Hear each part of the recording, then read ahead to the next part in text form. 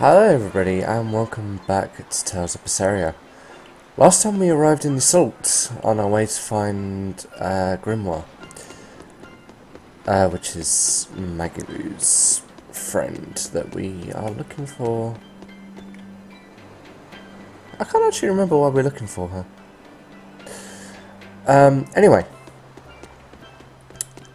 we're asking around town, we're trying to find any clues about her. So let's ask this lady. It's a true shame that Lady Teresa will be leaving our island. I'm a little relieved, to tell you the truth. She was a bit too strict for a free soul like me. I guess not even the heat of Southcan could melt her icy cold personality. But strict as she was also fair. She never asked anyone to do what she wouldn't do herself. Even when we were fighting with Haria village over the temple, she kept her cool and listened to what they had to say. If it wasn't for her, we'd probably still be squabbling with Haria. That's true. But did the Abbey really need to take over the temple for themselves?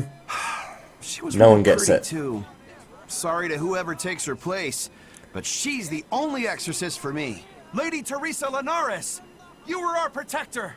Yeah, we need the chilly charms of the Frozen Queen to cool down the heat in Southgand. Good God. The way those ice-cold eyes of hers looked down at me with disdain, like I was something filthy.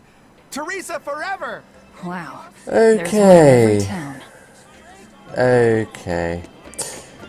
Right, that was the other thing that went on. Teresa and Oliver were here. I don't think Oliver's here anymore. I need to sort out this expedition. Take a look at this. Not bad. Lunar Eclipse Tears. That sounds This interesting. recipe looks real tasty. Potato salad. Yep. Scout ship setting sail. Off we go again.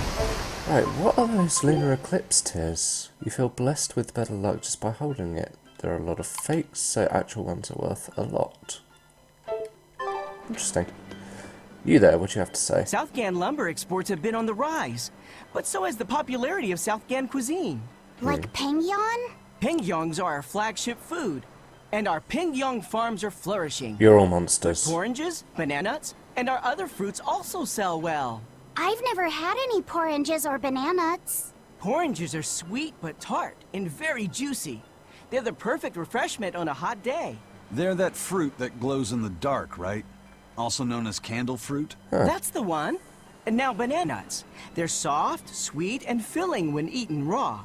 But if you dry them out, they get crunchy, like peanuts. And they stay good for years. Southgand is pretty well off compared to other places. The fish are plentiful, and the trees are heavy with fruit. That's why I'm shipping the excess to other towns. This nice guy of you. here, he's a true sailor. Yeah, good luck. I wish you the best. Hey, thanks. I appreciate it.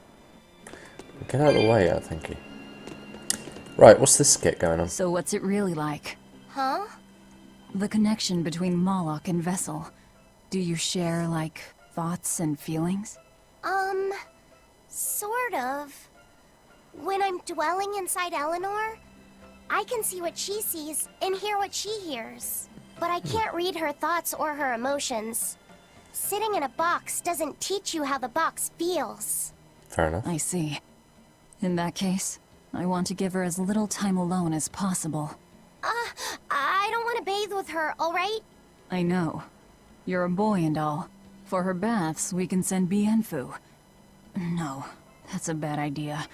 It'll have to be Magilou. Or myself. Phew. What sort of boundaries have you and Eleanor drawn? How do you sleep? We talk before bed sometimes. But it's not like I'm sleeping by her side or anything. It's easier for me to tell when she wakes up if I'm dwelling inside her. Does she ever get out of bed at night? Not in my experience. And she sleeps so peacefully. When she's around you guys, she always looks so stern. But when she's sleeping, her expression is softer, you could say. She lets her hair down too. And I think it's kind of prettier that way. So that's what he likes. Well, keep an eye on her, but But? watch out for the older girls. Oh, God's sake.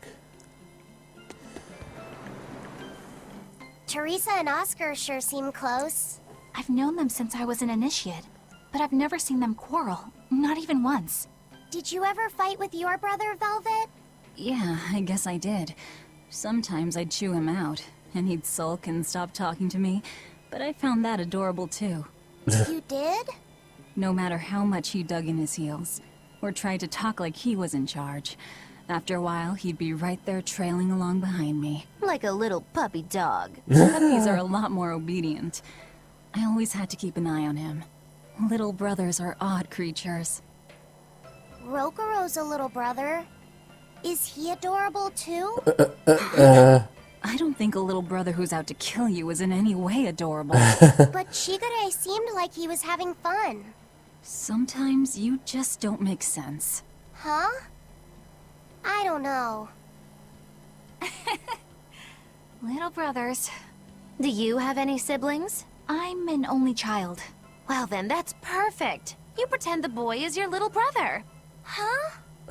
That's a bit extreme, but actually, when I'm talking with Laphicet, sometimes I think, this is what having a brother must feel like. I could be Eleanor's brother. Uh-oh. Uh-oh. Don't take any of this nonsense seriously, Laphicet. Malakim are just tools to exorcists. She can never think of you as her brother. Oh, yeah. You're wrong. I've changed how I view Malakim. I know that's true because I can think of him as a brother. Right. She's all talk. Don't believe her. Oh, God. Seems to me like you're the one who's treating him as a tool, by forcing your own opinions upon him. Oh, God. Ooh, two sisters struggling for the affections of their brother. Eeny teeny candlestick, which one will the Muppet pick? God's sake. How about an older brother instead? Well, there's Rokuro and Aizen for the older brother role. So, although I guess they seem to be more like the uncles that give really bad advice so far. Alright, what am I actually doing around here? Can I get up there? No. That sucks. Right, so there's 2 more treasure chests in this place. There's this up here, but that leads to that, so I don't really want to do that straight away.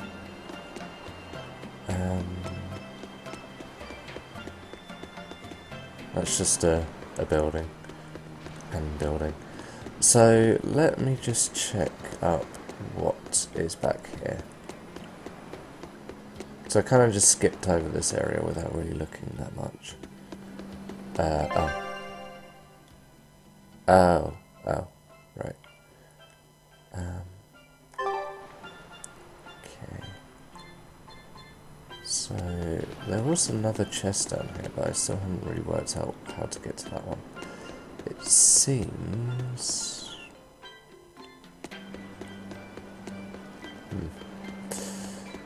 I have no idea. Alright, so I need to get down. How do I get down? Ah, there we go. Okay, beautiful, perfect. Actually, is that what I was looking for, or is this just a dead end? No, it's just a dead end. On both sides, it's just a dead end. Strange. Whew, these catch chests are getting expensive. Alright, let's check out what this person has to say.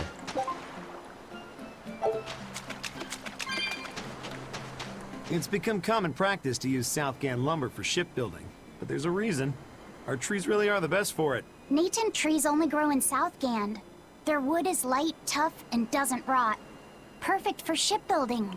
You know your stuff. Fair enough. Long ago, before people knew how to build seafaring vessels, Midgan and Southgan were separate countries. Then our ancestors fashioned rafts out of Natant logs and floated all the way to Midgand. A Midgand craftsman, amazed to see a humble raft cross the open sea, returned with our ancestors here to Southgand. He had used the Natant logs to build a large, sturdy ship. Thanks to him, commerce took off between Midgand and Southgand, and the age of exploration began. The excitement of a new age had everyone floating on air, but within mere decades, Midgand declared war on Southgand. Dicks. Ironically enough, it was ships made from trees from their islands that enemies used to invade them. Wow, Fighting dicks. continued for a long time, but in the end, Midgand emerged the victor. Our islands were occupied. As hard as things were, our ancestors still liked to joke about it. They'd say, age of exploration, more like age of exploitation. When things were that bad, they could still joke about it? Southganders have always been a cheerful bunch. We tend to look for the silver lining in every cloud. It may not seem like it these days, but Southgand used to be a place where the laughter would never cease. Some people even used to call it Shenanigand. Shenanigans. This must have been a really fun place. Oh, shenanigans. Oh, hang on. Not bad. Right, so next up, let's quickly grab some of these. So we're starting to fall behind on those catch chests a little bit, which sucks a little bit. But it's the sort of thing that I can just go around and get done as and when I actually have some time, so it's not a big deal. It's not like, you know, you guys don't know where they are, so my job is done. Okay. So if I had to guess, I'd say the last chest is around here somewhere, but no. That's a terrible guess. Well, I'll find out at some point. And if we go down here. And that's obviously below us. Oh, excuse me. The Hello. people of Southgand originally worshipped Amenoch, the Empyrean of Water. The lives of the people of the Southern Isles are inherently tied to the sea. Whether it was gratitude for a good catch or an appeal for protection, everyone offered their prayers to Amenoch. But the Abbey worships Innominat, don't they? Do the people still keep their faith? Most of the people obey the will of the Abbey. But one small village deep in Southgand is a special case. Go The on. village is called Haria, and even now they keep their faith in Amenoch. They've even quarreled with the Abbey. I'm grateful that they fight off the demons. I really am. But do they have to dictate which gods we worship too? They think they do. It's their truth. Then again, they can't control what's in your heart, can they? Interesting.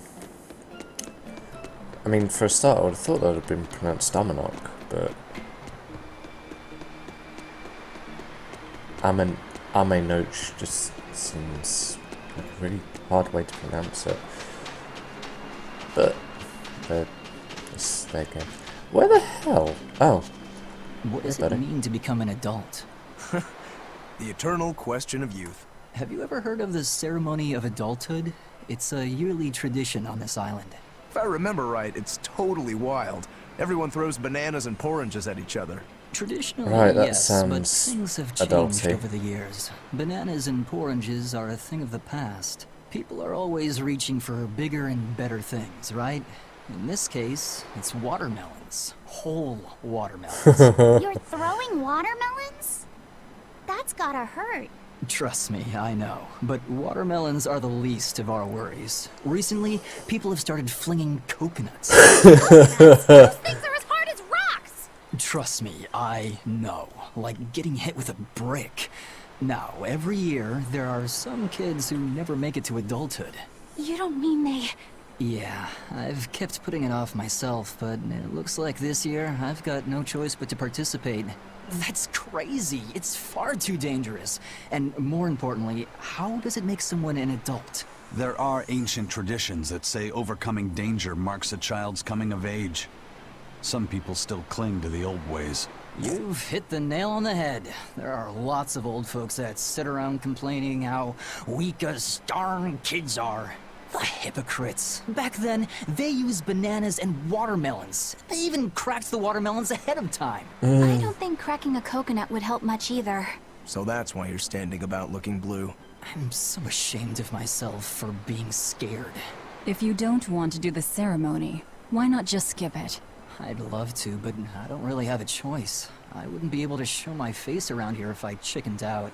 Having the courage to say no to something you don't feel is right. Isn't that the true mark of an adult? Wait. Hey. Right! Now I can finally become an adult! Oh, yeah! Look how grown up I am! And getting carried away with yourself and acting the fool is the true mark of immaturity. Sorry. You're right. Interesting. Yeah, having to dodge coconuts does not sound like a fun time. Okay, hello, sir. Hey, this doll? It looks like Bienfu. Ah, a keen eye you have, young man. That is a doll of the Empyrean Aminoch. That's Empyrean Aminoch? Yep, no doubt about it. I've seen her with my own eyes. Real dignified, but not without a bit of a temper. You saw her? Why was she angry? Well, the Abbeys banned any profession of the Aminochian faith in Southgand, despite her popularity. Gotta assume that's what got her all bent out of shape. I tried talking to her, but no matter what I said, she was just like, oh. Wait, that sounds like... And that low-energy goddess you saw? The doll you've got here looks like her? Yeah, more or less. Ha! Fortune smiles upon thee, weary adventurers. That listless goddess is none other than Grim. Grimoirh isn't human? When did I ever say she was? So, shopkeep, Fair enough. where'd you see her? I think it was down by McClear Beach. Pensively watching the tide come in? That's her, all right. Quickly, to the beach! Why didn't you mention Grimoirh as a Moloch before now? You can't be too careful with that information. Spies, listening everywhere! God's sake.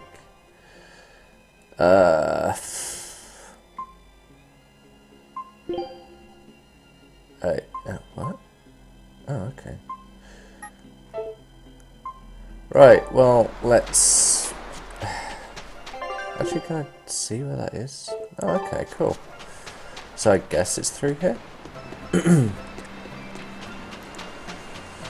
Alright, with that, we have interrogated everyone in the port. And we know that Grimoirh 1 isn't human, she's a Moloch. And 2 is at Mackerel Beach. So, next time on Tales of Berseria, we go and find Grimoirh. See you guys then.